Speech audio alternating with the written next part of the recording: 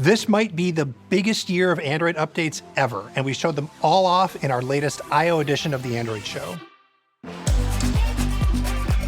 First, we introduced Gemini Intelligence. Gemini Intelligence brings the best of Gemini to our most advanced Android devices. Then we dropped a ton of updates that make your everyday Android experience better, like this. We've hand-refined nearly 4,000 emoji to be richer, more delightful, and more true to how you actually express yourself. And this. We've teamed up with Meta to bring the best of Instagram to our most advanced Android devices. And even this. We're introducing Pause Point. When I open an app I've marked as distracting, Pause Point gives me a moment of pause for 10 seconds, giving me the time to ask, why am I really here? But it's not just phones that are getting better.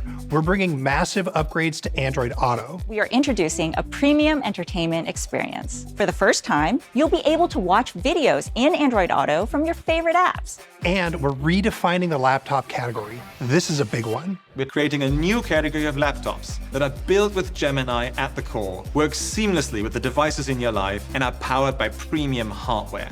Meet Googlebook.